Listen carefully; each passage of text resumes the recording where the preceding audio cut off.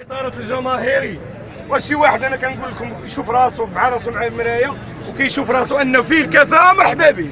حنا كاع مواطنين مغاربه ما كنفضلوا لا واحد من الشرق ولا واحد من الغرب، كتجمعنا النجمه المغربيه.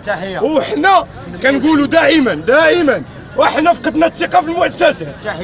عندهم الطريق ديالهم النسق باش كيشتغلوا كيجتمعوا مع هذا عامل، هذا والي، هذا رئيس مصالح خارجيه، هذه كيعطيونا حنا المسرحيه انهم كيدافعوا عن مصالح المواطن.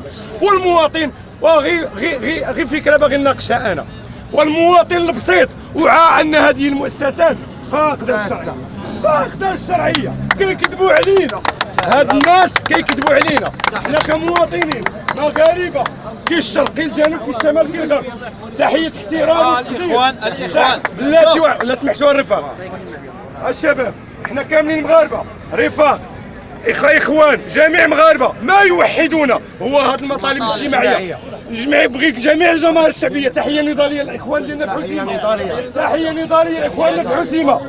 والشكل ديال حسيمه اللي جعل عندنا الاداره المغربيه والمؤسسه المغربيه انها تنزع الحذاء وتنزل الشارع ويطلبوا الرضا ديال المواطن، حيت كنولي انا كنثق في خويا المواطن اللي ما عندوش المظله الحزبيه ولا النقابيه. عرفنا انها دكاكين استرزاقيه واللي كتستافد المصالح الفرديه ديالها والدائره الخاصه ديالها. حنا ما وقعش عندنا الثقه في هذه المؤسسه.